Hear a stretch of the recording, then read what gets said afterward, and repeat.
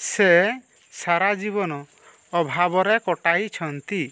ପ୍ରଥମ କାର୍ଯ୍ୟ ହେଉଛି ଏହି ବାକ୍ୟର ଶେଷରେ ହର୍ଷେଇ ଏବଂ 6 ଅକ୍ଷର ପାଖାପାଖି ଥିବାରୁ ସବଜେକ୍ଟ ତା ସହିତ ସାହାଯ୍ୟକାରୀ କ୍ରିୟା ହାବ୍ କିମ୍ବା ହାଜ୍ ଏବଂ କ୍ରିୟାର ତୃତୀୟ ରୂପ ହୋଇଥାଏ। ଦ୍ୱିତୀୟ କାର୍ଯ୍ୟ ଏହି ବାକ୍ୟରେ କର୍ତ୍ତା ହେଉଛି ସେ ଏବଂ କ୍ରିୟା ହେଉଛି କଟାଇବା। ବାକ୍ୟ ଗଠନର ଫର୍ମାଟ୍ ହେଉଛି ସବଜେକ୍ଟ ସହିତ ସାହାଯ୍ୟକାରୀ କ୍ରିୟା ହେଲା ହାବ୍ କିମ୍ବା ହାଜ୍ ତା ସହିତ କ୍ରିୟାର ତୃତୀୟ ରୂପ ହୋଇଥାଏ। He has spent all his life in want ବା he has spent his whole life in want ବା ଆମେ ଲେଖିପାରିବା he has spent the whole life of in want. ସାରା ଜୀବନ ଏହାର ଇଂରାଜୀ ହେଉଛି ଅଲ୍ ହିଜ୍ ଲାଇଫ୍ ବା ହୋଲ୍ ଲାଇଫ୍ ବା ମଧ୍ୟ କହିପାରିବା ଆମେ ହୋଲ୍ ଅଫ୍ ଲାଇଫ୍।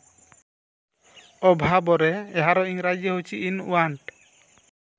ସେ କଟାଇଛନ୍ତି ଏହାର ଇଂରାଜୀ ହେଉଛି ହି ହାଜ୍ ସ୍ପେଣ୍ଟ। ସାରା ଜୀବନ ଅଭାବରେ ଏହାର ଇଂରାଜୀ ଆମେ ଲେଖିପାରିବା ଅଲ୍ ଲାଇଫ୍ ଇନ୍ ୱାଣ୍ଟ ବା ହୋଲ୍ ଲାଇଫ୍ ଇନ୍ ୱାଣ୍ଟ କିମ୍ବା whole of life in want. ସାରା ପରିବାରଟା ଉଚ୍ଛନ୍ନ ହୋଇଗଲା। ଏହି ବାକ୍ୟ ଶେଷରେ ଲ ଅକ୍ଷର ଥିବା ଯୋଗୁଁ ଭର୍ବର ଦ୍ୱିତୀୟ ରୂପ ହୁଏ।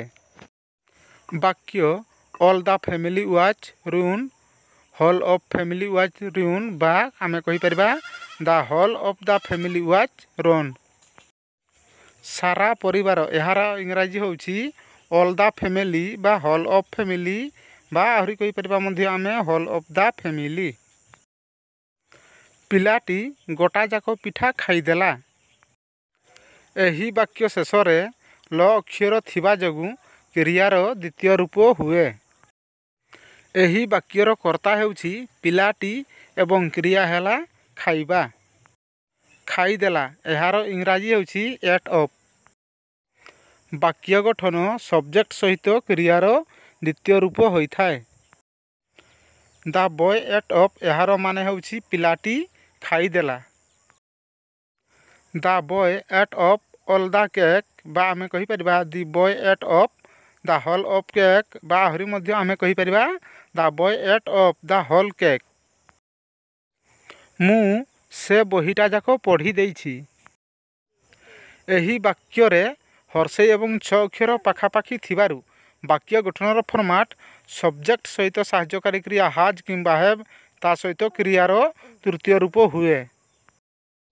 I have read all the book ବା ଆମେ କହିପାରିବା I have read the whole book ଆହୁରି ମଧ୍ୟ ଆମେ କହିପାରିବା I have read the whole of the book. Whole of the book ଏବଂ ଅଲ୍ ଦ ବୁକ୍ ଏହାର ମାନେ ହେଉଛି ବହିଟା ଯାକ। Thanks for watching. Please like share and subscribe my channel.